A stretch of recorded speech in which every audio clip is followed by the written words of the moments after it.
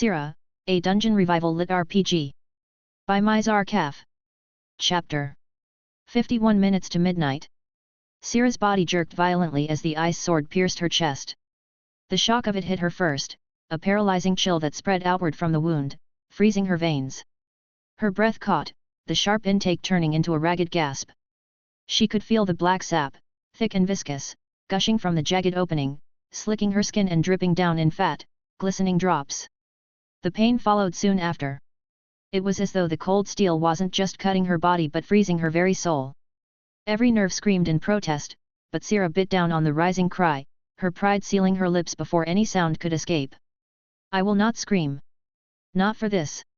Her chest heaved, forcing a shallow breath into her lungs, but the motion only drove the blade deeper. Her knees trembled, but she held herself upright, refusing to collapse under the weight of the agony. The taste of sap filled her mouth as it spilled from her lips. Amaryllis watched calmly. Without a word, she lifted a slender hand. The Ice Angel slowly withdrew the blade, the sharp edge sliding out of Sera's chest in a slow, deliberate motion. The ice stung as it left her flesh, the wound gaping open as if protesting the loss. Sera's body slumped forward, her hand instinctively going to her chest. She caught herself on one knee, black sap pooling beneath her fingers as she clutched at the wound. Her breath was shallow, ragged, every inhale sharp and painful. The world swayed for a moment, her vision blurring at the edges, but she forced herself to remain conscious. "Don't fall. Not yet." Her head snapped up, her glare locking onto Amaryllis.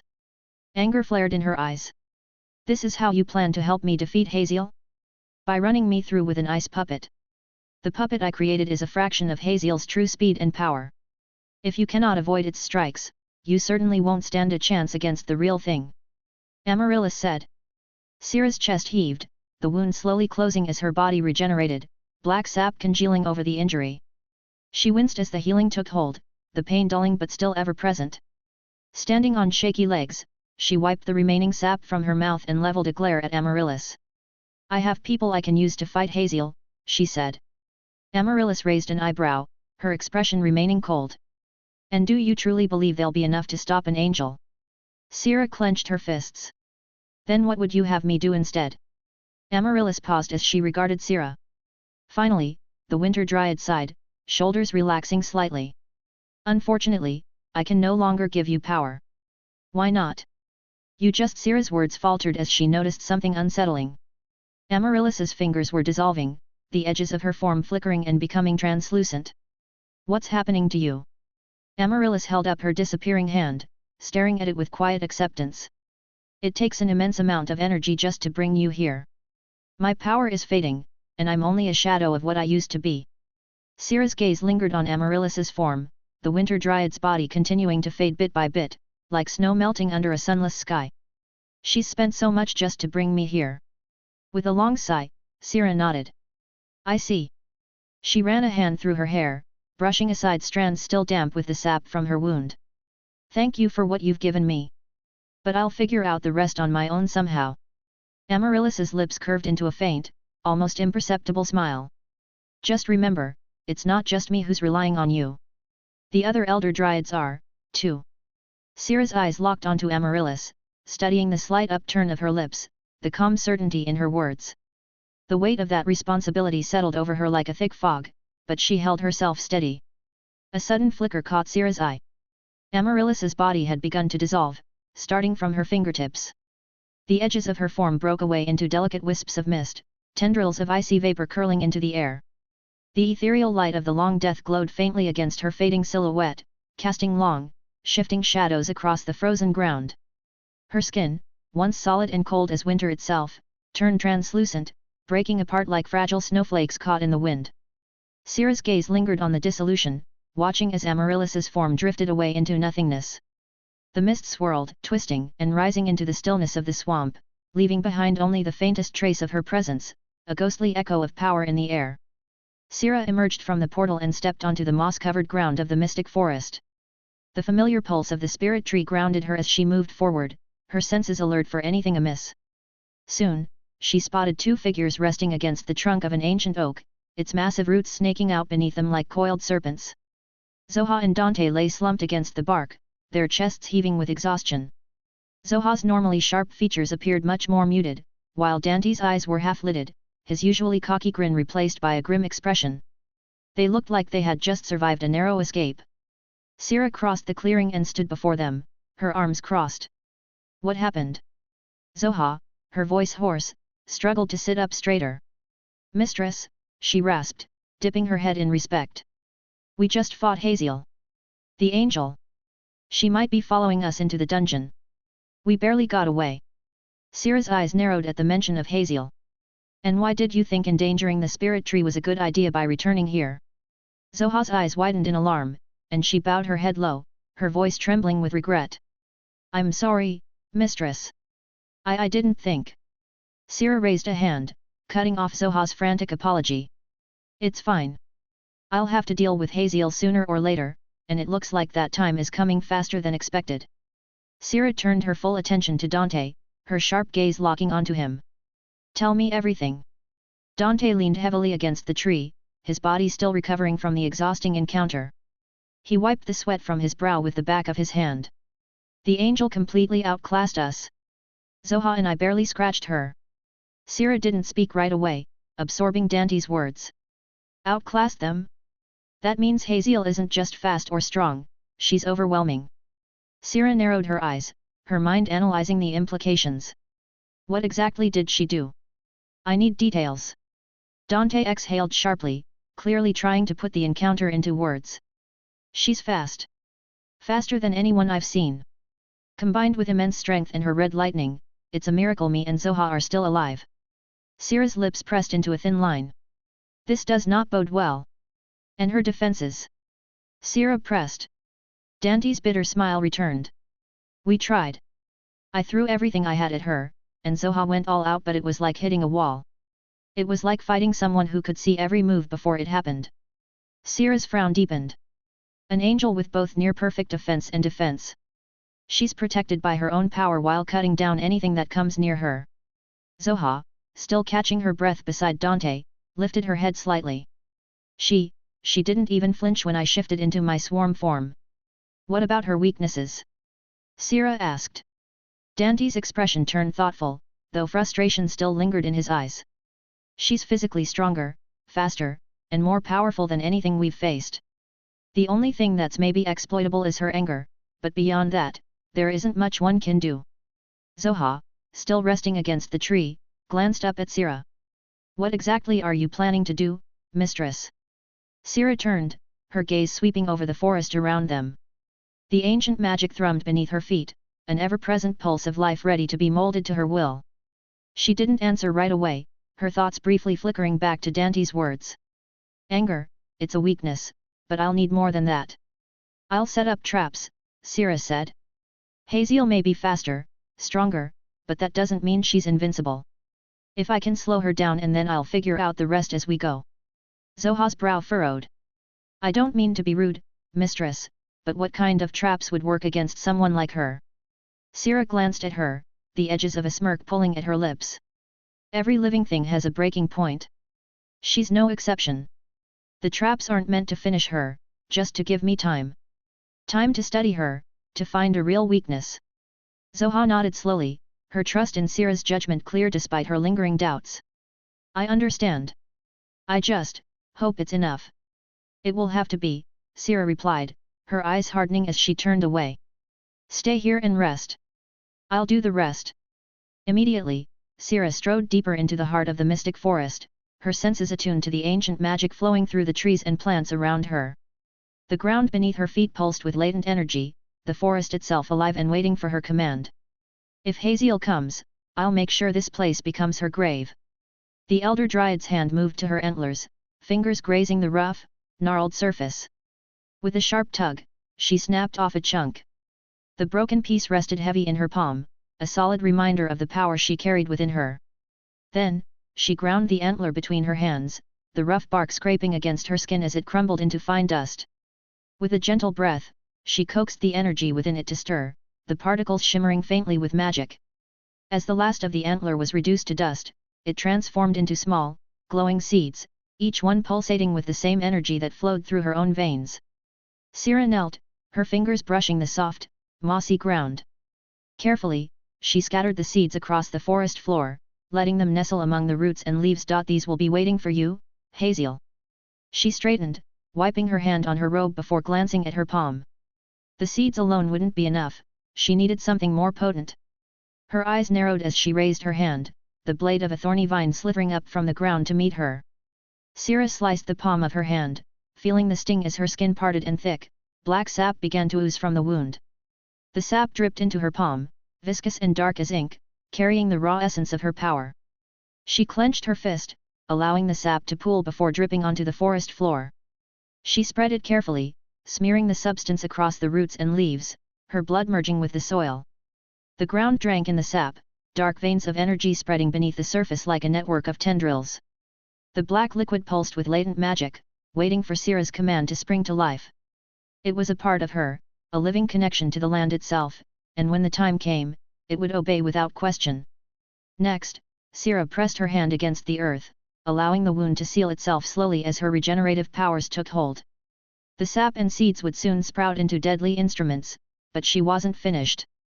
She moved swiftly through the forest, her senses attuned to every inch of the ancient woodland, feeling the heartbeat of each tree and the energy thrumming beneath the soil.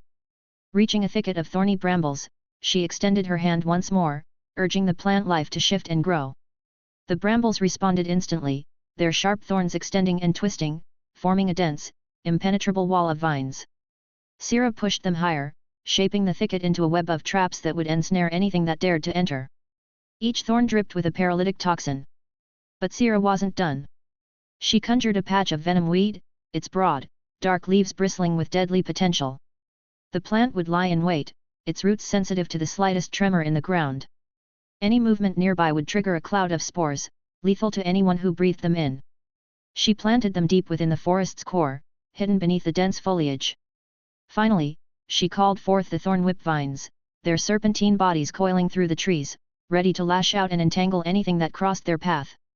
They responded to her like obedient pets, slithering into position and anchoring themselves to the forest floor. Sera stepped back, surveying her work, satisfaction settling over her like a warm cloak. Every inch of the forest was now an extension of her will, ready to strike at the slightest intrusion. This forest is my domain, and if Haziel thinks she can challenge me here, she's already lost. Chapter 52 From Dust to Dust. Haziel floated through a boundless void, her mind adrift as if untethered from the weight of her body. The crushing pressure of the stone and debris that had buried her was now a distant memory, lost in the endless darkness that surrounded her. The void was cold, its silence suffocating, pressing in on her from all sides, yet she felt neither fear nor pain. Only a stillness, vast and empty, stretching on forever. Is this how it ends? Unease stirred within her, as if buried beneath layers of apathy. But then, through the thick silence, whispers threaded into her consciousness, soft and almost indistinct. The voices called to her, their urgency growing with each passing moment, cutting through the oppressive stillness. Fight, they urged, their tone relentless. You are stronger than this. Do not yield. The words struck a chord deep within her, igniting a spark in the depths of her mind.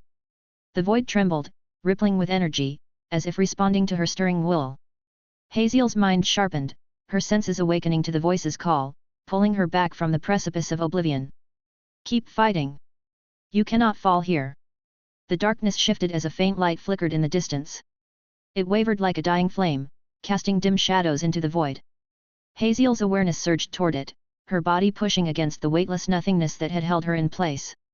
Her limbs felt heavy, sluggish, but the light was a beacon, its presence drawing her forward. As she swam through the dark, the light grew, its intensity feeding her with renewed strength. The whispers grew louder, more distinct, filling her with a rising fury. That small spark of defiance in her chest flared into a wildfire, burning away the numbness that had clung to her. I will not be defeated. With a final, forceful surge of will, Haziel broke through the last remnants of the void, her body crashing back into awareness. Her eyes snapped open, blazing with red lightning, her vision immediately filled with the sight of stone and rubble pressing in around her. The suffocating weight bore down on her, yet the pain that should have come with it was drowned beneath the power surging through her veins. Red lightning crackled at her fingertips, tendrils of energy snaking through the debris, lighting up the dark chamber in violent flashes. She could feel the power building inside her, growing stronger with every pulse of energy that coursed through her body. The rubble shifted as the cracks splintered through the surrounding stone. Haziel clenched her fists, her body trembling as she drew on the full force of her power. With a guttural roar that echoed through the ruins, she unleashed it all in a violent explosion. Red lightning erupted from her in a wave of destructive energy, shattering the debris and sending dust and stone flying in every direction. The air was thick with smoke and dust, but Haziel was already soaring through it, her body propelled into the night sky by the sheer force of her ascent. Below her, the ground smoldered, a crater smoking in her wake. The cool night air whipped against her face, refreshing but unable to quell the heat that raged inside her. They will pay for this. Her mind reached out, stretching across the vast landscape, seeking the two demons who had dared to challenge her. The world below blurred as she focused, honing in on the faint traces of their presence. Haziel's eyes narrowed, and without hesitation, she angled her flight toward the source of the disturbance. The red lightning crackling around her intensified, propelling her forward at breakneck speed. The ground blurred beneath her as she cut through the night sky like a vengeful comet. Before long, she descended, landing with the force of a thunderclap, the impact sending shockwaves rippling through the earth. The ground beneath her feet cracked, splintering as she stood before the entrance of a large cavern, its mouth obscured by thick, interwoven roots. Haziel's gaze locked onto the entrance, her breath coming in steady, controlled bursts. The voices that had called her back from the abyss whispered at the edge of her consciousness, urging her forward, spurring her anger. They thought they could escape me.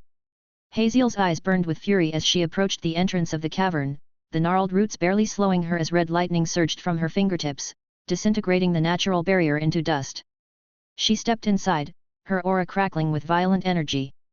The air in the dungeon was thick with dampness, and the walls were lined with bioluminescent fungi, casting an eerie glow. Haziel's senses stayed sharp, her mind already calculating the trap she expected to find. Yet, no resistance came, no immediate ambush awaited. She pressed deeper into the dungeon, her lightning casting long, menacing shadows on the walls as she moved swiftly through the twisting corridors. It wasn't long before she came across the first line of defense, a group of towering myconid guardians, their massive fungal forms rising from the earth like sentinels. Their spore-filled breaths hissed in the air as they moved to block her path, but Haziel barely spared them a glance pathetic. With a flick of her wrist, a bolt of red lightning arced through the chamber and struck the myconids with deadly precision. Their bodies convulsed as they collapsed to the ground in heaps of smoldering ash. The angel soon stepped over their lifeless remains without a second thought. Finally, after dispatching another wave of lesser creatures, Haziel reached the heart of the dungeon. Before her stood a large magic circle inscribed into the floor. The air thrummed with energy, and a soft voice echoed in her mind. "Would you like to descend to the lowest floor?" Haziel paused at the message. She had expected a final ambush or a more elaborate trap, but this? An invitation? She clenched her fists, her lips curling in a sneer. A trap, surely. But no matter. Whatever awaits me below will fall like everything else. The angel stepped into the circle. The runes flared to life, and in an instant, the world around her dissolved into shimmering light. She felt a brief sensation of weightlessness before solid ground materialized beneath her feet. The atmosphere was different here. Colder, darker, the energy sharper, more deliberate. Haziel's red lightning flickered around her as she raised her head, her eyes immediately locking onto the figure standing before her. This one looks familiar. Haziel knew that the one standing in front of her had to be an Elder Dryad, standing tall and serene, her white hair flowing like a river of silver, with calm yet sharp eyes. She was dressed in a black dress that belied the immense power Haziel could sense radiating from her core. The Elder Dryad tilted her head slightly, studying the angel with a neutral expression. "I was expecting you." Haziel's surprise faded quickly, replaced by a hard, cold stare. "You remind me of someone I hate." The Elder Dryad didn't flinch. "Yes, I'm aware. But before we settle this, would you at least be willing to talk? There's much to explore in this dungeon, and I'd prefer not to rush into senseless violence." Haziel's eyes narrowed, suspicion clouding her mind. Talk? What game is she playing? She had no desire for idle conversation, yet something about the Elder Dryad's demeanor gave her pause. The Dryad stood unarmed, no signs of deceit in her posture, her words almost sincere. For the first time since entering the dungeon, Haziel hesitated. After a long, tense silence, she let out a low, dangerous hum. "Fine, but no games. The Elder Dryad's lips curved into a faint smile, though there was no malice in it. Understood. Shall we? Haziel, her red lightning still flickering warily at her fingertips, nodded stiffly. Lead the way. The Elder Dryad led Haziel deeper into the dungeon's labyrinthine corridors, the glow of bioluminescent fungi casting soft blue light on the walls. The silence between them was tense, but it wasn't hostile, more a fragile equilibrium as each gauged the other. You can call me Sera. The Elder Dryad said plainly as she walked. But you must hate me, considering what I am and what I stand for. Haziel's eyes narrowed, though she didn't stop walking. You'd be correct. Sera didn't react to the venom in Haziel's words. Instead, she clasped her hands behind her back, her tone thoughtful. I am nature incarnate. The spirit tree is the essence of life, but life requires balance. For centuries, mortals have tipped that balance in their favor, spreading unchecked across the world, harvesting, conquering, and multiplying with no regard for the natural order. Her eyes flickered with a dangerous light as she spoke. My purpose is to restore that balance, no matter the cost. Haziel's jaw clenched, her fingers tightening around the hilt of her sword. She hated everything about Sera's words, the cold logic of it, the detachment. It twisted her insides, filling her with disgust. And you think that justifies murdering innocents? Sera's gaze slid over to Haziel, her expression unreadable. Mortals have forgotten their place, that's all. Haziel's red lightning flared brighter, the air around her crackling with pent-up fury. Your arrogance is revolting. Who are you to decide when there are too many? Who gave you the right to pass judgment on entire civilizations? Sera shrugged, the movement graceful, almost dismissive. No one gave me the right. I am the right. I exist to fulfill this purpose, just as you exist to wield your power. I am not here to ask for permission, angel. I am nature's hand. Haziel's curled into a sneer. You think yourself some kind of deity, above the suffering of those you condemn. You speak of balance, but all I hear is a monster rationalizing genocide. That is what you are. Sera's expression remained serene, though her eyes glittered with something sharper, darker. I do not revel in destruction, I merely accept it as part of life's cycle. Birth, growth, death, it's all connected. I serve the spirit tree, and through it, I guide the world back to equilibrium. You make it sound so clean. As if wiping out entire communities is just a matter of balance, as if the lives you extinguish mean nothing. It is not that their lives mean nothing. It is that they are part of a greater whole, a whole that has been neglected. I am here to preserve the balance of the world, even if it means making difficult choices. Haziel's fists tightened, her red lightning coiling around her like a living serpent. Your balance is a lie. Sera opened her mouth to respond, but before she could speak, Haziel moved with blinding speed. In a flash of red lightning, her blade pierced Sera's chest, the tip of the sword bursting through her back with a spray of black sap. Sera's breath caught, her eyes wide with shock as the searing pain spread through her body. She glanced down at the sword embedded in her chest, her mind struggling to register what had just happened. Haziel's face was inches from hers. I don't need your philosophy, this all ends here. Sera's body trembled under the force of Haziel's blade, the red lightning crackling around the sword sending shockwaves of pain through her. But instead of crying out or showing fear, a slow, wicked smile curled on her lips. You're not the only one with tricks, Sera whispered. With a flick of her wrist, the ground beneath them erupted.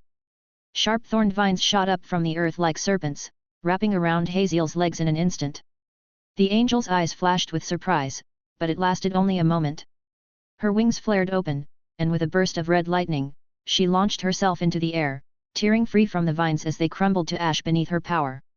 She hovered above Sera, her form glowing with crimson energy.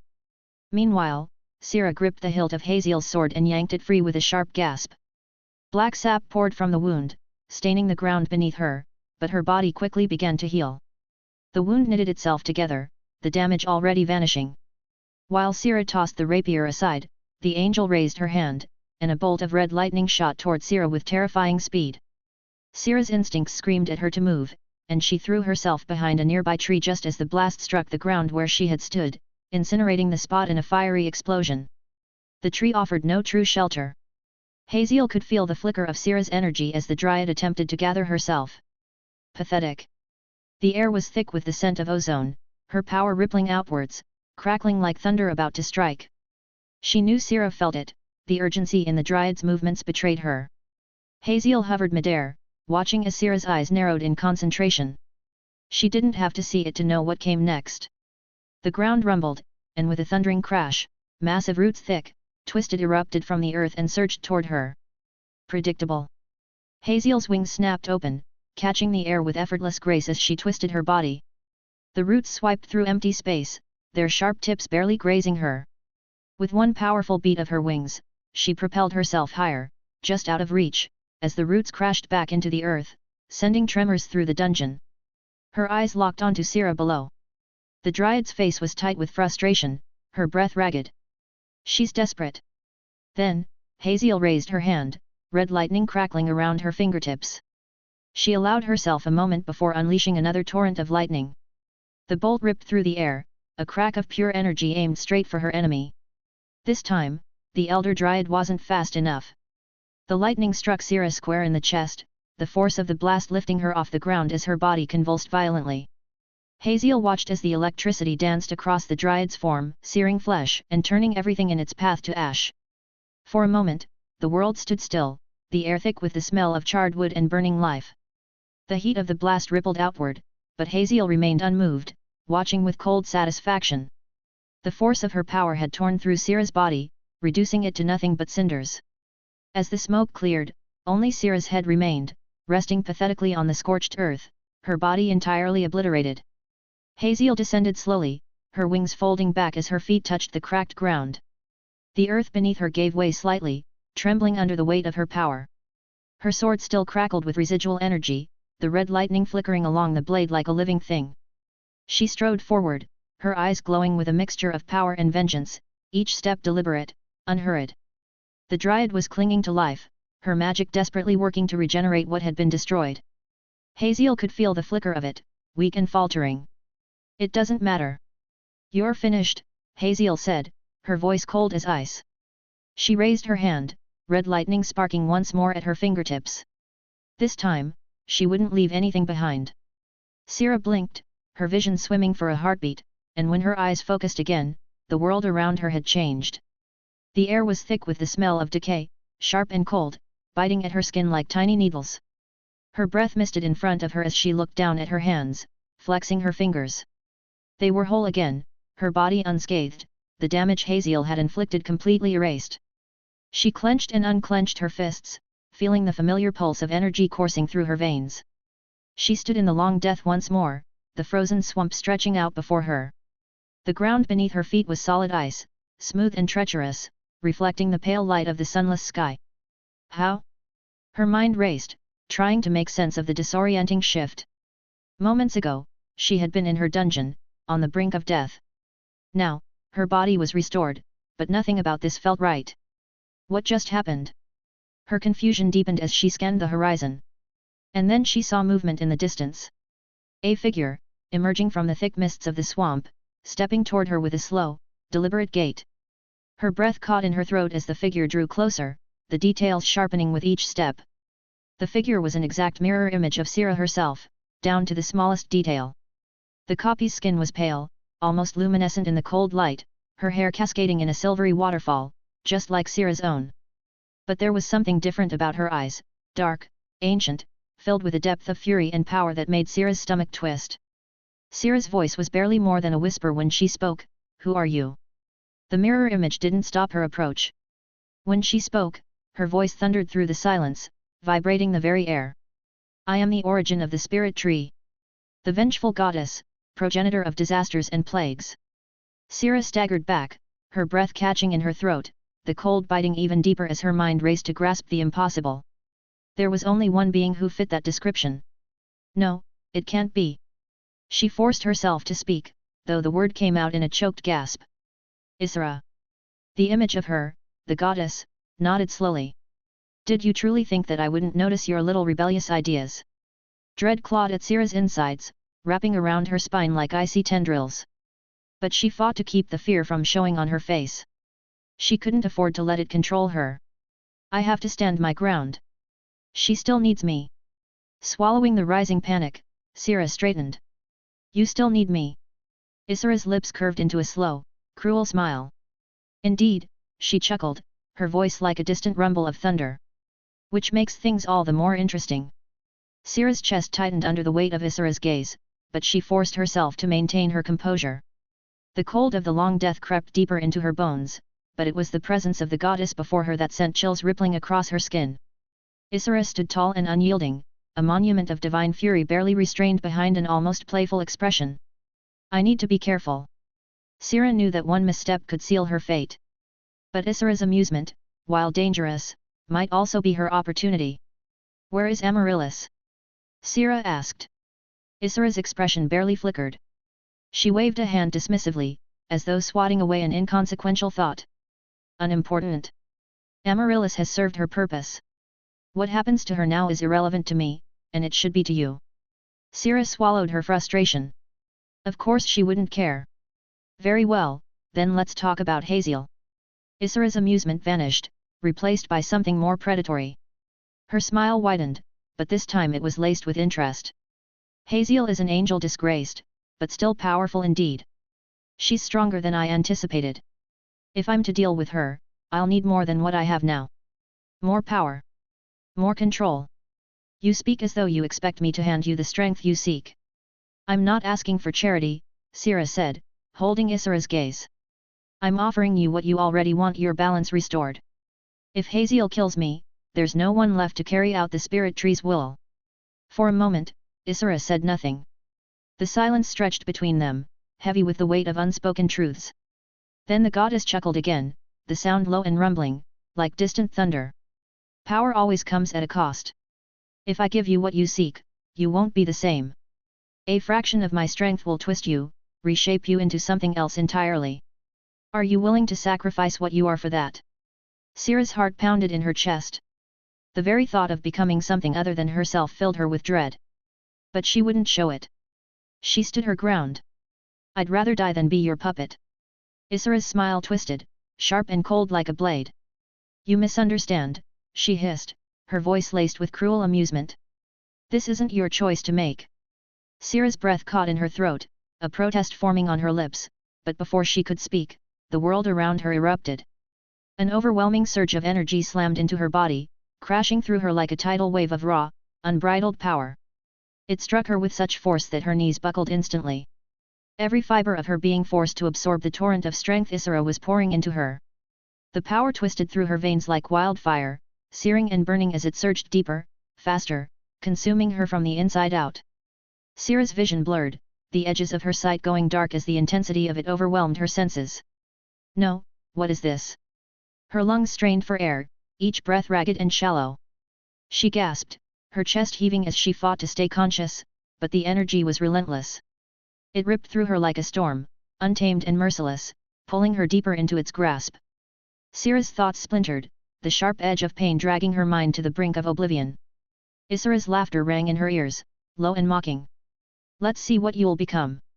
Chapter 53, Birth of a False God. After what felt like an eternity, Sera found herself back in her dungeon. She remembered everything, how Haziel had so effortlessly dismantled her, and how she was now reduced to a barely conscious head. Despite this, the weight of the world around the Elder Dryad pressed in with strange clarity. Everything was now moving at a crawl. The air itself felt thick, as though the entire battlefield had been submerged in viscous liquid. Every detail, every movement, stretched out before her, suspended in time. Her gaze immediately locked onto Haziel. The angel stood across from her, wreathed in crackling red lightning, but she was moving sluggishly. Each arc of electricity wound lazily through the air, as if the lightning itself had been trapped in molasses. Haziel's arm was slowly lifting, red energy building in her palm, but her movements were agonizingly slow. Am I seeing things right? Sera blinked, struggling to process what she was seeing. Haziel had always been impossibly fast, but now, it was as if time itself had fractured, leaving Haziel suspended in this strange, sluggish state. Why is she moving like that? Sera watched Haziel's hand inch upward, the red lightning gathering in her palm with excruciating patience. There was no panic. No rush. Sera felt detached, almost floating within the stillness, though somewhere deep inside, something more primal stirred, a pulse of instinct awakening within her. Deep within her core, an instinct stronger than thought, called to her. She felt it pull, and in the blink of an eye then, her body reconstructed itself. Black sinew wove together like delicate threads of a tapestry. The raw, primal energy of her regeneration coursed through her, roaring to life as her form restored itself completely. Sera inhaled sharply, suddenly whole again as if the destruction inflicted on her moments ago had never happened. Her hands flexed in front of her, fingers moving smoothly, perfectly. I'm not sure where this power of mine came from, but I suppose there's not much use pondering about it for now. The confusion lingered, but beneath it, a sense of calm purpose took root. Whatever had triggered this change, whatever power now pulsed within her, was simply part of her now, woven into her being. And while the world around her moved in slow motion, Sera realized she was free from it. She could move just fine, unhindered, while everything else remained trapped in this strange crawl. Sera stared at the angel, an emptiness settling into her chest. For a fleeting moment, she didn't want to do anything. No retaliation, no violence. She could stand there, simply watching, letting the stillness take her. What's the point? But then, without warning, a sharp, stabbing pain tore through Sera's mind, like claws raking against the inside of her skull. She winced, clutching at her head as the searing sensation intensified. An overwhelming urge, primal and all-consuming, surged through her. Sera's fingers twitched, her breathing ragged as the overwhelming compulsion consumed her mind. Kill the angel. Sera's perception flickered, the slow-motion world around her subtly shifting. Haziel's form, once moving like a sluggish spectre, began to speed up, snapping back to normal time. The sharp crackle of red lightning grew louder, more intense. Haziel's confusion was immediate. Eyes widening as she saw the Elder Dryad standing tall, fully healed and radiating an aura of raw, unfamiliar power. How are you still standing? You were. Things are different now. I'm sorry, but this is the end of the road for you. Sera said bluntly. Haziel's expression twisted into one of anger. You arrogant wretch, she spat, raising her hand, red lightning flaring brighter in her grasp. The angel's voice dripped with venom as she lunged forward, lightning crackling violently as she aimed the full force of her attack at Sera's chest. But to Sera, the world slowed once more. Haziel's movements unfolded before her with painful clarity, each arc of lightning creeping toward her like a lazy flicker of flame. It was painfully slow. Sera's gaze followed Haziel's attack as it inched forward. Each bolt felt like it was crawling toward her, crackling with energy but devoid of the usual speed and ferocity. There was no panic in Sera, as if she were watching from outside herself. Is this all you have left? She didn't wait for the strike to land. With a single thought, she reached deep into the forest beneath her feet, tapping into its ancient power. The ground responded immediately, trembling as thick, gnarled black roots erupted from the earth, twisting and shooting upward with a violent surge.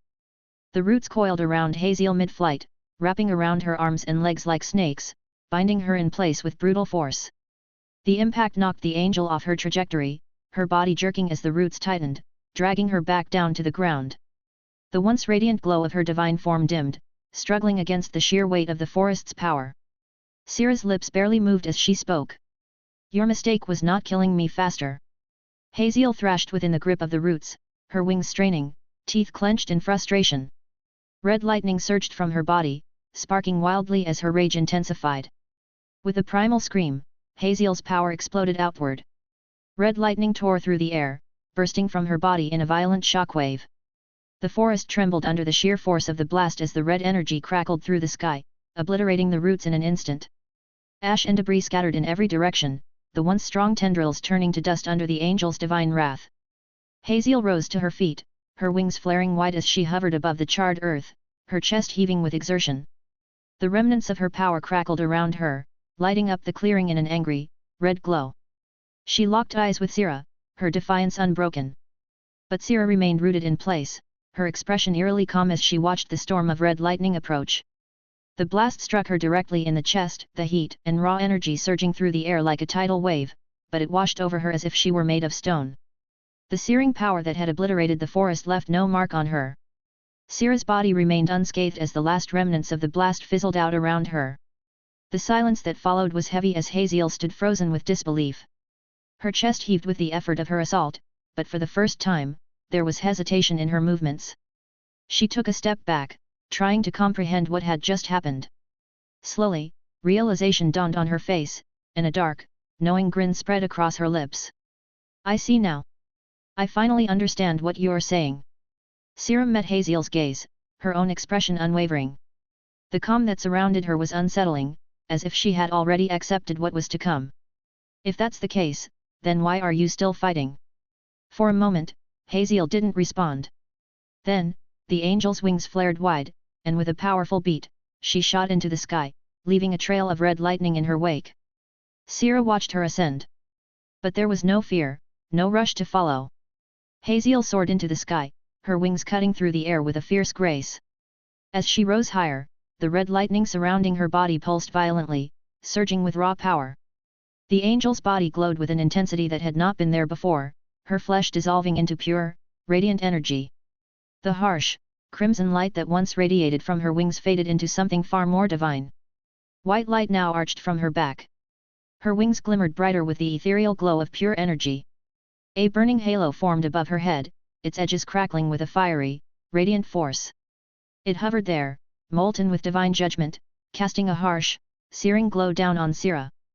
Haziel's eyes blazed with light as she stared down from her position in the sky, no longer an angel bound by flesh, but a being of pure celestial wrath. Her very presence was overwhelming, almost suffocating. So, this is what she really is, Sera thought. She watched as even as the sky above rippled with the angel's divine energy.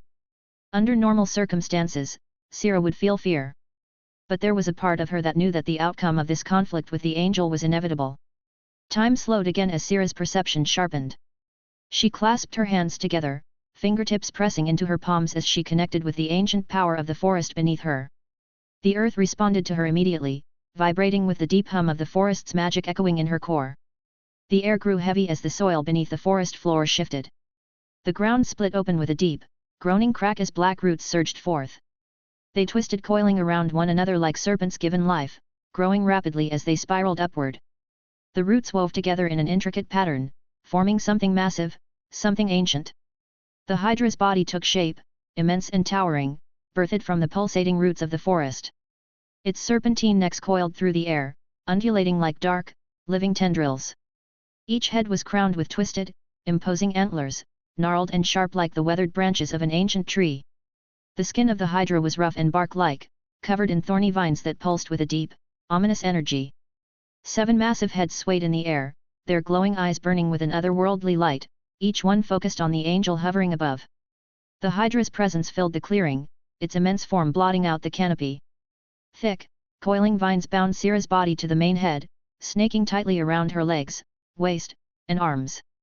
The forest had merged with her, its power flowing through her veins, interwoven with her very being. She wasn't just commanding the Hydra, she was the Hydra, her thoughts and movements mirrored in the colossal beast. And so, I've become an abomination. The thought flickered across Sera's mind briefly, but there was no time to linger on it. Sera's voice was now imbued with the raw, primal power that surged through her, echoed across the clearing. Haziel, come and meet your destiny. Haziel's burning gaze narrowed to slits, wings flexing with divine might as she prepared to descend. Meanwhile, the Hydra's 7 massive heads reared back, their glowing eyes locked on the angel, ready to strike. In that suspended moment, it felt as though the entire forest held its breath. Sera watched the angel, her heart pounding with a growing sense of urgency. The immense power of the Hydra coursed through her, every pulse of its energy echoing within her veins. But something was off. The weight of the creature, the sheer magnitude of its strength, was overwhelming, almost too much to direct. I can't lose control now. When Haziel closed the distance, Sera's perception of time began to right itself. The sluggish crawl that had slowed the world moments ago melted away, replaced by the chaotic pace of battle. I need to focus. Sera thought. She gritted her teeth, her hands clenched as she tried to rein in the Hydra's raw power. The massive heads swayed, muscles coiling like serpents preparing to strike, but the creature felt unwieldy, its size a hindrance against Haziel's terrifying speed.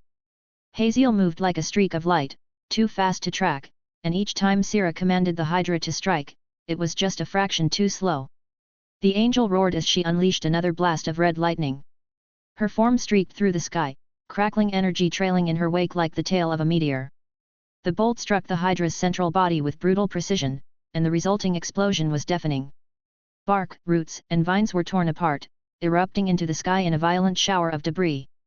The shockwave ripped through the forest, shaking the trees down to their roots, sending splintered wood and shattered earth flying in all directions. One of the Hydra's heads let out a guttural, rage-filled roar, its massive form momentarily disoriented as the blast carved a gaping hole through its torso. Thick roots, which had woven together like sinew, were obliterated, leaving behind a blackened wound. She's too fast.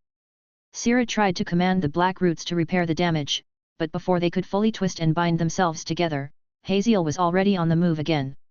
The angel launched another bolt of searing red lightning, this one aimed with surgical precision at one of the Hydra's side heads.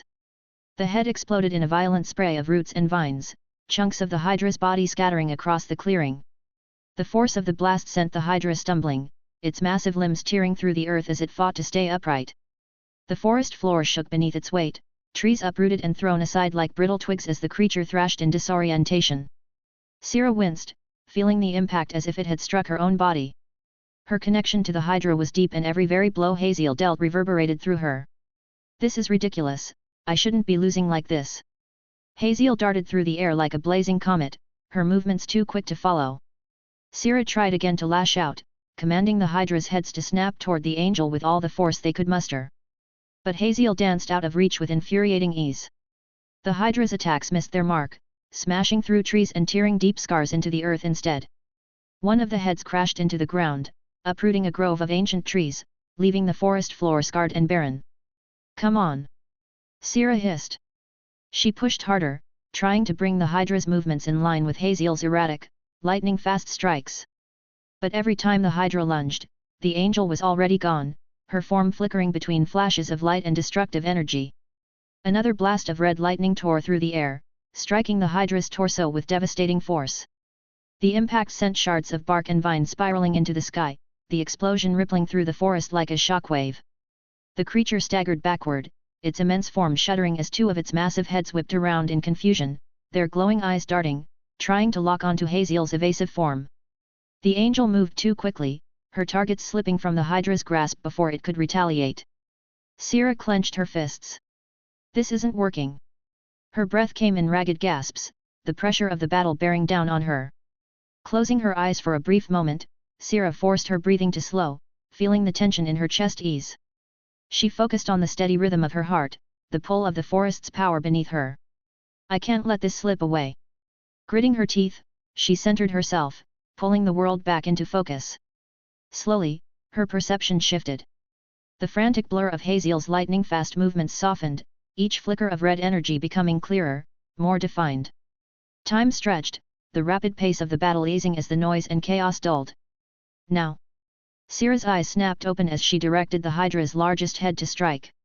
She could feel the creature respond immediately, its movements no longer sluggish or imprecise.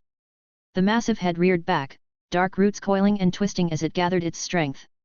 Its jaws opened wide, revealing a maw filled with thorny, bark-covered teeth. The Hydra let out a thunderous roar that shook the ground beneath them, as it lunged toward Haziel with terrifying speed. Haziel twisted midair in an attempt to dodge. But this time, the angel was just a fraction too slow. The Hydra's massive jaws snapped shut with brutal force, enveloping her entire form in a crushing grip. The vines and bark that made up the creature's body closed around the angel like a trap, sealing her inside. Sera's breath caught in her throat as she watched. The final glimpse of Haziel's radiant light disappeared behind layers of twisted vines and thorn-covered bark, the last flicker of red lightning extinguished as the Hydra's mouth sealed shut with an ominous crack. Got her. Chapter 54, Dreams of a Better World. End of Book 1. For a moment, silence filled the clearing. The Hydra's jaws still clamped shut around the angel. The ground beneath trembled, roots and vines pulsing with the energy of the forest, as if holding their breath alongside Sera. Is it over? But then, a dull thrum echoed through the air, faint at first, then growing. The vibrations intensified, and Sera's instincts screamed at her. No, not yet. A low, ominous rumble rose from the Hydra's throat, and then, a sharp, searing light erupted from within its mouth. Sera's eyes widened, her grip tightening as Haziel's divine power surged. White-hot lightning crackled from the angel's form, the pressure building until the Hydra's jaw split with a deafening crack. Haziel's wings, now burning with celestial radiance, tore through the vines that bound her. With an explosion of light, the Hydra's head was ripped open, splintered roots and bark showering the ground as Haziel shot upward. No! Sera gritted her teeth, commanding the Hydra to strike again. The other 6 heads lunged toward Haziel, but the angel was faster. Haziel soared into the sky, wings cutting through the air like blades, leaving trails of red sparks behind her. She hovered above the battlefield, her form glowing so brightly it hurt to look directly at her. Haziel's voice thundered through the clearing, dripping with disdain. I will tear you apart, root and vine. Your forest will burn. The Hydra roared beneath Sera, its massive limbs tearing into the earth, but Sera's focus sharpened. She could feel the strain of controlling the enormous beast, its movements slower, more sluggish as it tried to keep up with Haziel's speed. She's still too fast. Haziel's wings flared, and with a beat, she descended, a spear of red lightning forming in her grasp. She hurled it toward the Hydra, the bolt tearing through the air with terrifying precision. The Hydra recoiled as the lightning struck one of its heads, obliterating it in an explosion of bark and roots. Sera's body jerked as she felt the impact reverberate through her, the connection with the Hydra pulling at her very soul. Pain flared in her chest, but she held firm, gritting her teeth against the strain. I need to end this. Now. Sera closed her eyes. The forest responded immediately, its magic coursing up through her body, the vines and roots tightening around her in response.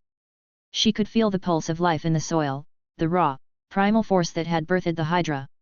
It surged within her, filling her with a strength that pushed beyond her limits. When she opened her eyes, the world slowed again. Haziel's movements, though blindingly fast, became clear. Sera extended her hand, commanding the earth beneath Haziel to rise. Thick, spiked vines erupted from the ground, twisting and coiling toward the angel with unrelenting force. Haziel dodged the first wave, her form blurring as she danced through the air, but Sera kept sending more, faster, sharper, more ruthless. Haziel deflected them with arcs of divine lightning, burning through the vines with ease. But with each strike, the angel's movements grew slower. Sera felt the shift, and pressed her advantage.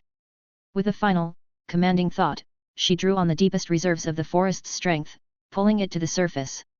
The ground split open beneath Haziel, and from the cracks surged massive, thorn-covered plants. They struck upward, coiling around Haziel's legs, arms, and wings before she could react. Haziel's eyes widened in shock as the plants snared her, pulling her toward the ground. She struggled against the crushing force of the vines. The spikes dug into her flesh, tearing through her radiant armor, drawing golden blood that sizzled as it hit the earth. Sera's voice rang out from atop the Hydra. This ends now. The Elder Dryad commanded the plants to strike. Thick, spiked roots shot up from the earth, driving straight through Haziel's chest. The impact sent a shockwave through the clearing as the spikes impaled her, their barbs twisting deep into her body, anchoring her to the ground. Haziel's mouth opened in a silent gasp, wings twitching helplessly as her light flickered and dimmed. Her once radiant form slumped, pinned to the earth by the deadly thorns. Sera watched as the angel's struggles ceased. The radiant light that had once blazed from Haziel's form dimmed to a faint glow, then faded entirely. The vines binding Sera to the Hydra loosened, releasing her as she stood tall atop the creature's back, her eyes locked on the lifeless body of Haziel. It's finally done. Sera stood atop the Hydra's colossal body, watching Haziel's lifeless form pinned to the earth by the forest's vicious thorns. The vines binding her to the Hydra's head slackened, sensing her will, and released their grip. She commanded the beast to lower her. The enormous head of the creature dipped slowly toward the forest floor, moving in sync with her thoughts. When Sera's feet touched the ground, she inhaled deeply. The cool, damp air of the forest filled her lungs, grounding her amidst the chaos that still lingered from the battle. Her body felt different, charged with power in a way she had never experienced. The raw energy coursing through her veins was intoxicating, yet it brought with it an odd sense of emptiness. Something deep inside had been lost, and the void it left behind weighed on her. What have I become? Behind her, the Hydra's form began to crumble. Its black, sinewy roots, the same that had moments ago torn through Haziel's divine flesh, now shriveled and fell apart. The heads collapsed with a groan, bark and roots withering as the creature decomposed at an alarming rate. In a few seconds, the Hydra was nothing more than a heap of decaying wood, vanishing into the forest floor as though it had never existed. Stepping away from the fading remnants of the battle, Sera glanced down at her hands. Her fingers moved fluidly, effortlessly, but there was a weight to her limbs now. Power surged beneath her skin, vibrant and alive, but it wasn't the same as before. This new strength carried a hollowness, a constant reminder of what she had lost. I suppose there's no going back. A soft rustling came from behind, breaking her thoughts. Sera turned, her gaze cool and unreadable as Zoha approached, stepping cautiously through the underbrush. The demoness stopped just short of Sera. "Mistress, are you okay?" Sera didn't answer immediately. The void inside her stirred, deepening. "Am I okay?" The question felt meaningless now. "I'm fine, but I need to be alone for now." Zoha opened her mouth as if to protest but thought better of it. With a small nod, she stepped back, her voice barely above a whisper. "As you wish, mistress." The demoness slipped quietly into the shadows of the forest, leaving Sera standing in the clearing alone. Silence settled once more, broken only by the soft rustling of the leaves in the canopy above. Sera exhaled, closing her eyes briefly as the tension in her chest remained. "I've become something else. But what does that mean for me? For this place?" She turned toward the heart of the forest, her eyes drawn to the towering form of the spirit tree in the distance. The red leaves shimmered in the fading light, casting scarlet shadows across the ground. There was something in the air now, a pull, faint but undeniable. The spirit tree called to her. Sera walked forward, though she felt a strange detachment from her body. Each step felt different, as if she were no longer bound by the same rules, no longer tethered to the earth in the same way. Yet, for all the power at her command, there was an ache deep in her soul. "I can't even control my body right now." The spirit tree loomed before her, its immense trunk twisting upward toward the sky, its red leaves rustling softly in the breeze. As Sera approached, the pull grew stronger, tugging at her chest. Her heart quickened, the connection between her and the ancient tree intensifying with each passing second. Suddenly, a large hole opened in the trunk, the bark splitting as if it were responding to her very presence. The opening was dark, yawning, yet it felt welcoming. Without hesitation, Sera stepped inside. The void swallowed Sera whole.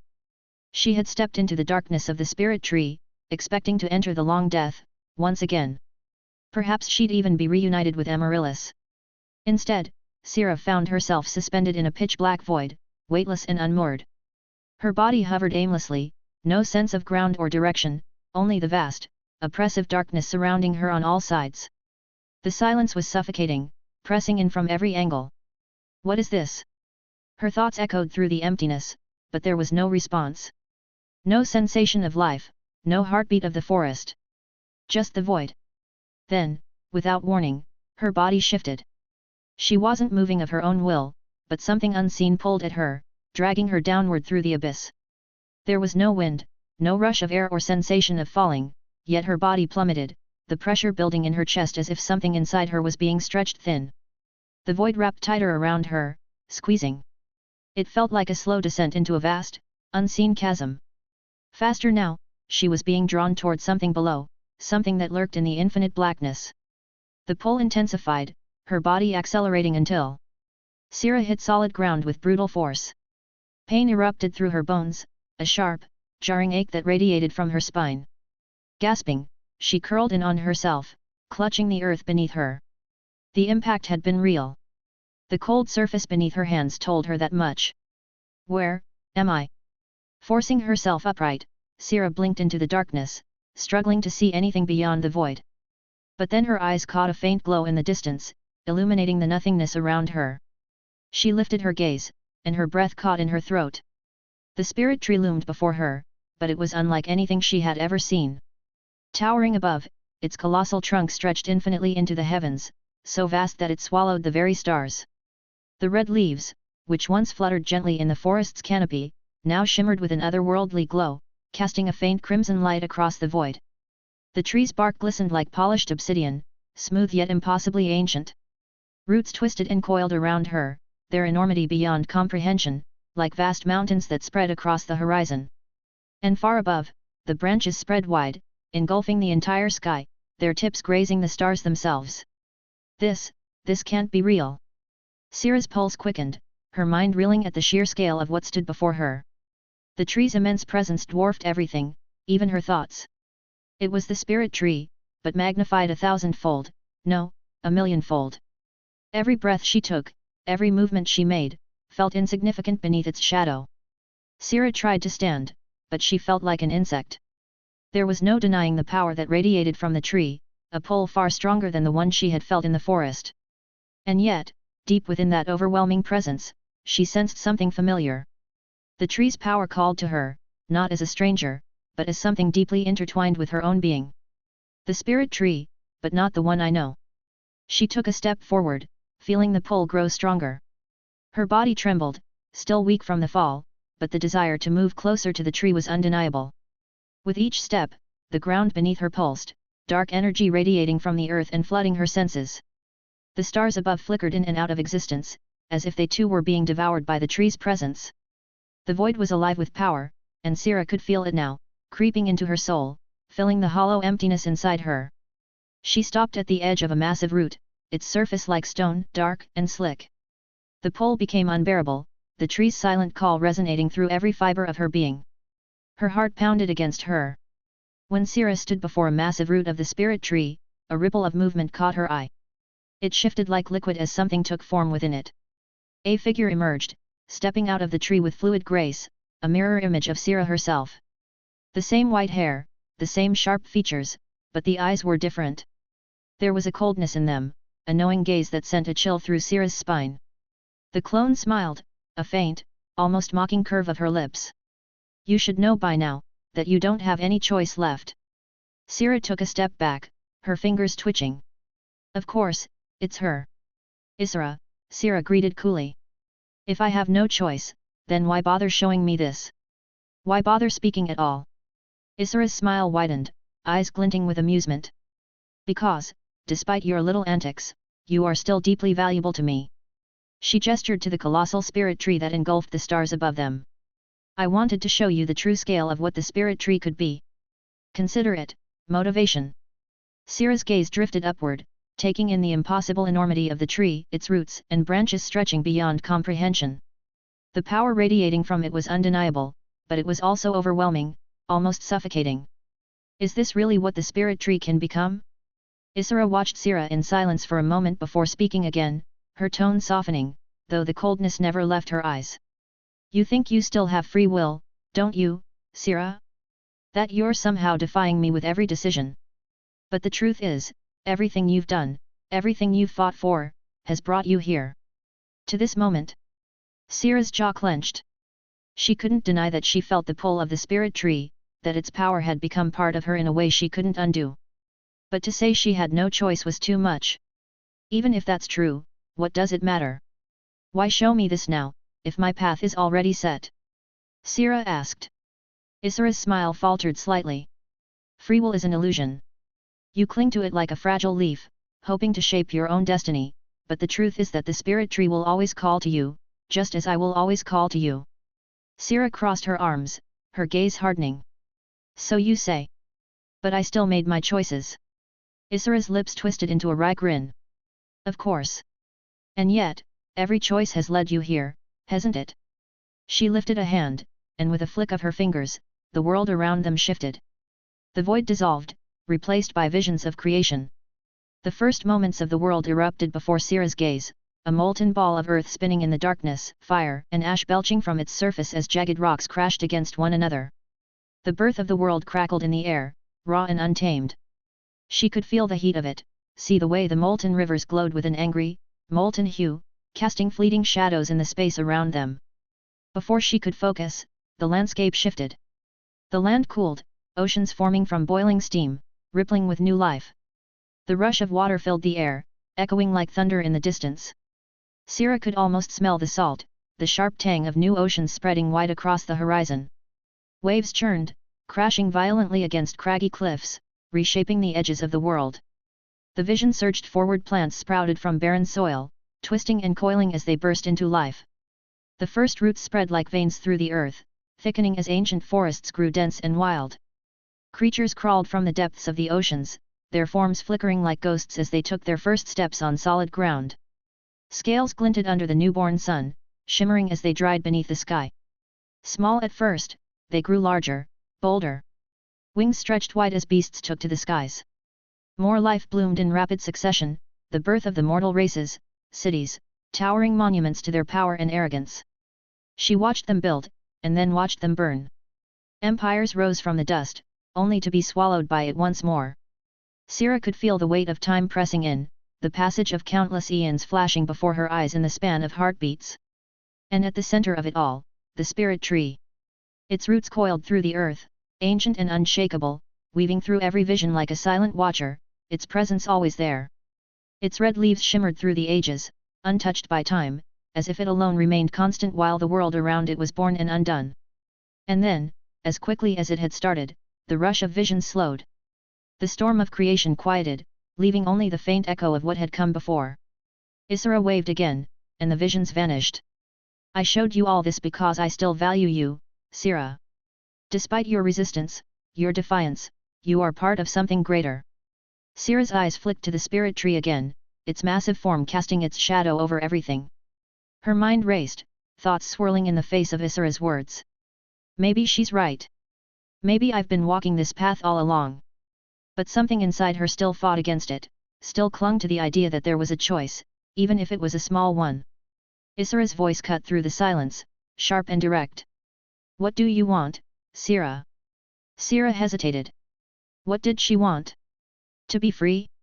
To wield the power of the spirit tree? Or to simply exist without the weight of this overwhelming force? Her gaze lingered on the tree's vast branches. I want to build a better world. One where I can truly be free. Author's note. A note from Mizar. Hello. If you've made it this far, thank you so much for reading this story all the way through. It took a while, but I finally managed to at least get to the end of book 1. As I said before, there's a lot of things that I felt I could have done better for this story. But for now, I'm just happy I managed to at least bring some closure to this long journey. With that being said, some of you may, hopefully, be asking, so, what's next? Despite my new commitments at work, I've managed to find a decently routine schedule for writing. So, I've actually been preparing to launch a new story which should hopefully come out by November or December this year. It'll be available to read here on RoyalRoad, so if you enjoyed this story and want to see more of my work, I do hope you stick around for that. However, I'm not quite done with Sera just yet. Around the same time as when I'm going to launch my new story, I'll be releasing an epilogue chapter which will focus on Amaryllis's experience in her last days, just as she starts to figure out the spirit tree's true purpose. But once again, I'd like to thank each and every one of you for reading this far. And I do hope that I see some of you again in my next story. Best regards. Mizar. Chapter. Epilogue, Last Days of Winter. Amaryllis stood atop the crumbled remnants of the castle's great hall, her tall, slender form wreathed in the icy majesty of winter. Each breath from her lips a faint puff of crystalline vapor as her eyes locked onto the king before her. The man slumped on his once grand throne, blood pooling beneath him where the shaft of a massive icicle pierced his abdomen. His crown sat askew on his graying hair, its luster dimmed by splatters of crimson. He clutched the icy wound with trembling hands, breaths ragged and shallow. He thought he could stand against the season's wrath. Foolish. They all think they can stop the great work. Amaryllis thought. You should have known, mortal, that resistance was futile. You think this victory makes you eternal, the king rasped. But you will fail. Winter always gives way to spring. Amaryllis's lips curled into a slow, cold smile. She tilted her head, the faint creak of icy antlers echoing in the ruinous hall. Oh, you mortals! Always so certain in your defiance, even when your blood stains the stone and your time runs thin. Let us see how long that certainty lasts. Extending a slender, bark-textured hand, she gestured toward the impaling icicle. Frost crackled along its jagged surface as her magic flared to life. The king gasped as the shard of ice shrank, receding from his flesh but leaving the wound raw and weeping. A lattice of frost wove itself over the injury, holding his life tenuously in place. What did you do to me? The king asked. I simply extended your puny lifespan for a few more moments, so I can ask you a few questions. Amaryllis lowered her hand and gazed at him. Why do you think I will fail, when your kind lies in ruin? Every mortal kingdom lies buried under my snow. Yours was the last, and now you sit here, bleeding on a stolen throne. Enlighten me, king of nothing. The king coughed weakly, his blood-streaked lips curving into a faint, defiant smirk. Because what you seek is impossible. Mortal life will continue in spite of your efforts, because our place in this world was given to us by the gods. Amaryllis regarded him in silence for a long moment. A thin gust of icy wind stirred the ruined hall, sending loose snowflakes swirling between them. Then she laughed. You think I cannot hunt down the remnants of your kind? I have already scoured your cities and fields. Your forests lie frozen, your mountains turned to glaciers. What few survivors remain will be found, and they will join the rest beneath my frost. The great work is done. All that remains is to sweep away the dust. The king chuckled, a hollow, wheezing sound. The great work, you call it. But it's nothing more than folly. You stand against the laws of nature itself, Dryad. Even you, with all your power, cannot change that. She stepped closer still, her towering form casting a shadow over the battered man. You dare to lecture me on the laws of nature? I am nature's wrath, mortal. I am the winter that scours the weak and tempers the strong. I am the cycle, the inevitability you cannot escape. Who are you to claim an understanding greater than mine? You speak of cycles, but you break them with every frozen breath. Winter is meant to pass. Death is meant to feed life, not extinguish it entirely. You are not nature, you are an aberration. Amaryllis's antlers gleamed with an icy sheen as her power flared, the temperature in the room plummeting further. Snow began to fall through the gaping holes in the ceiling. An aberration? This worm dares to label me as unnatural? Foolish human, you speak of laws as though I am constrained by the petty cycles that govern your fragile existence. But I am the shaper of those cycles. I am winter eternal, and I will remake this world in my image. And that arrogance of yours is why you will fail, Dryad.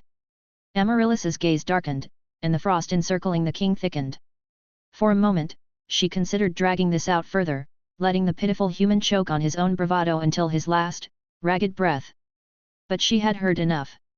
This little talk was fun, but ultimately a waste of time. She raised her hand and said, your hope is as brittle as your body, and like this dying world, it will shatter.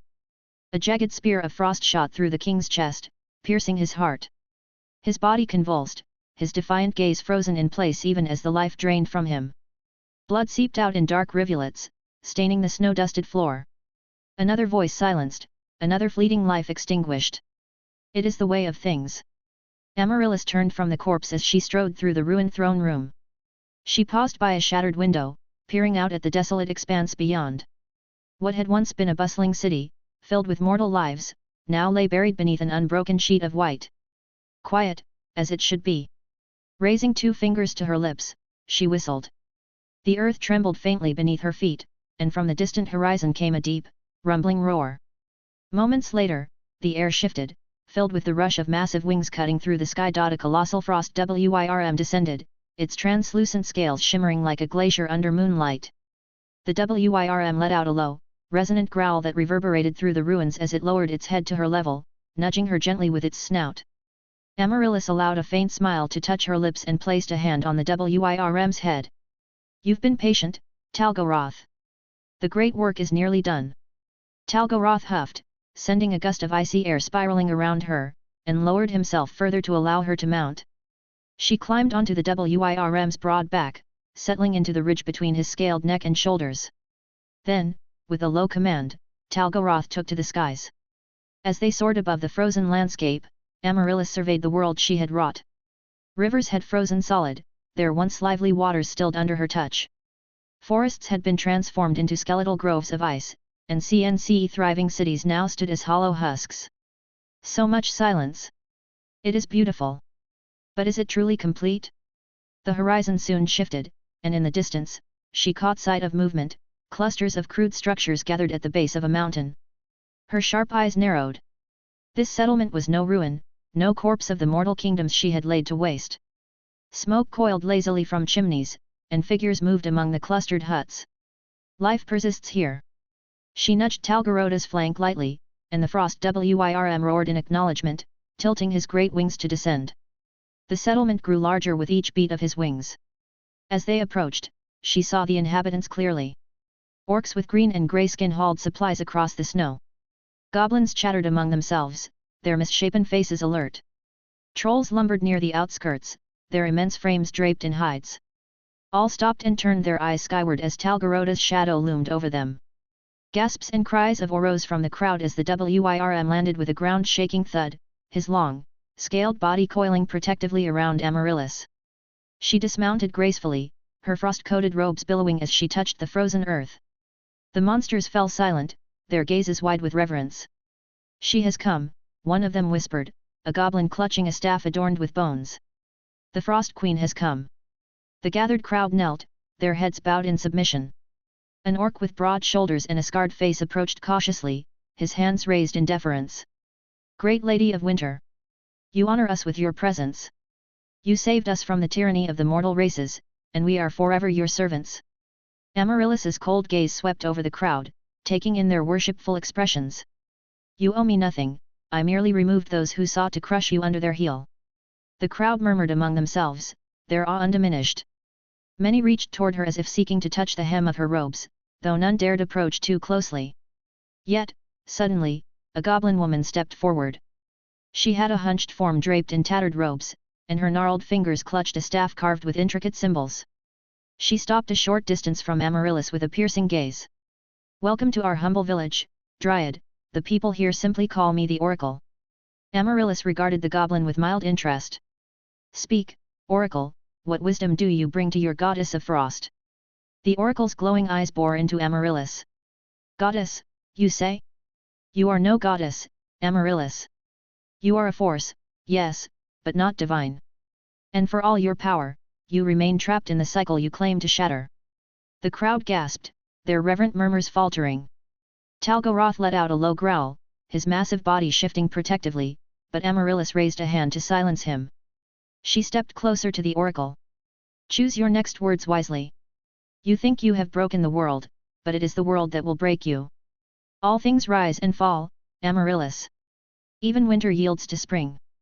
Even frost melts under the sun. You may bury the remnants of life under your ice, but life will find a way to crawl back, no matter how deep the snow lies." "Ah, but you are wrong, Oracle. The great work is already done." The Oracle leaned on her staff. "You cannot deny the essence of the world.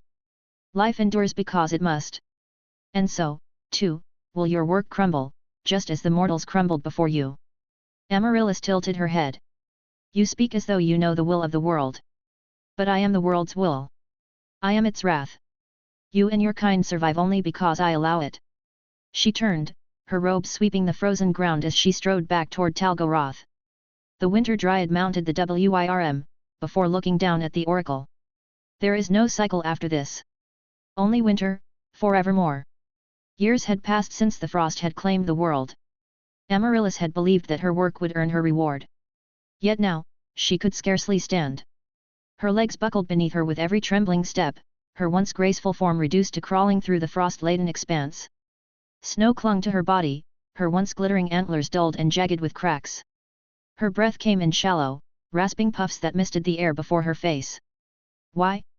Why am I forsaken? My work is done. Where is my reward?" Ahead, the colossal roots of the spirit tree rose like ancient titans, gnarled and frostbitten yet unyielding. The heart of her power, the wellspring from which her essence flowed, stood before her. She dragged herself closer, fingers clawing at the frozen earth, leaving faint trails in the snow. Every pull of her arms felt heavier than the last, her strength slipping away with each movement. When she reached the roots, her voice broke from her in a trembling plea. "Why? I gave everything. I carried out your will. I delivered the world into stillness. Why do I suffer now?" The spirit tree gave no answer. Not even a breath of wind stirred its frost-encrusted branches above. Amaryllis's forehead fell against the rough bark, her body racked with despair. "I was your instrument. Was this all for nothing?" She clawed at the bark, fingers splintering against its unyielding surface. "Answer me," she cried, her voice breaking like ice under strain. "You promised me eternity. You promised." Her words faltered, her throat choking on the silence. The frost that had once been her ally pressed against her like an oppressive weight. She could feel her essence slipping away, dissolving into the cold she had unleashed upon the world. "I was wrong, even winter fades, even I fade." Her trembling hand fell away from the spirit tree's root as her strength gave out entirely. She slumped against the bark, her body sinking into the snow. The silence she had cherished now closed in around her, a suffocating void that swallowed her cries for answers. The icy stillness of the spirit tree faded to black as Amaryllis's body succumbed to exhaustion. For a long time, there was nothing, only emptiness. Amaryllis had not expected to ever be able to see, let alone feel again. Yet, she eventually felt things, sensations, smells, things that made her want to awake. When her senses stirred again, it was to a strange dampness against her skin and the faint, acrid scent of decay. Her eyelids felt heavy, crusted with frost that had melted into an unfamiliar wetness. She forced them open, her vision blurring into a murky expanse. The frozen world she had wrought was gone. In its place was a desolate swamp, its waters dark and stagnant, coated with a slick film of rot. Amaryllis pushed herself upright as she steadied herself on the spongy, decayed ground. Dead trees loomed around her, branches twisted and bare, dripping with blackened moss. Where am I? What is this place? She crouched low, pressing her trembling fingers into the dirt. The soil crumbled into an ashen sludge, as if rotting away at her touch. Pulling back her hand, she rubbed the residue between her fingers. It disintegrated further, breaking apart into nothingness. Everything here seems to decay at a rapid pace. Whatever this place is, it cannot be good. She stepped cautiously forward, her movements tentative as she tested the ground. Beneath her feet, patches of moss shriveled as she walked, curling into brittle husks before crumbling into dust. The water in the swamp rippled faintly, though there was no wind. She knelt at its edge, brushing her fingers through the stagnant surface. The ripples she created dissolved into nothing, leaving the water still once more. Amaryllis straightened and flexed her fingers, summoning the faint glow of frost magic into her palm. The cold energy sparked to life, weak and flickering, a pale shadow of its former brilliance. With a flick of her wrist, she tried to shape it into a shard of ice, but the frost resisted her will. The magic collapsed into a formless mist, dissipating into the oppressive air. This place is wrong. My magic. She clenched her fists, frustration boiling beneath her composure. It's as though this swamp is devouring it. She moved cautiously through the swamp, looking over the decayed landscape. The trees stretched endlessly, their bark mottled with fungus and peeling like the skin of something long dead. Pools of stagnant water reflected the lifeless branches above, creating a disorienting, mirror-like effect. Her steps left faint trails in the rotting ground, which quickly closed behind her as though swallowing any trace of her existence. As she pressed deeper into the mire, a faint shape caught her eye. A tree stood apart from the others, its bark carved into the visage of a woman. The face was rough and weathered, its hollow eyes staring outward, unblinking. Dark veins of rot threaded through the carving, creeping outward like cracks in a brittle facade. The air grew heavier, and a low voice resonated through the swamp. Amaryllis. She froze, her gaze snapping to the tree. The carved visage shifted slightly, its features moving as though the bark itself had life. The lips parted, the voice flowing from them soft yet mocking. How do you know my name? Amaryllis demanded, stepping closer. The face chuckled, a sound like the creak of old wood bending under strain. You do not need to know that. Only know that I am the envoy of the Long Death. The Long Death? Is this place the Long Death? It is, the face replied, its lips twisting into a warped smile. A realm beyond life and decay, where all that is forgotten comes to rot. And you are now a part of it. Amaryllis stepped back, her fists clenching. No, I will leave this place. Tell me how to escape. The face laughed again. Escape? There is no leaving the Long Death. The moment you collapsed at the spirit tree, your fate was sealed. Your work is done, and so are you. I am not done. Do you know who I am? I am the embodiment of winter, the one who silenced the world. I will not fall to nothingness so easily.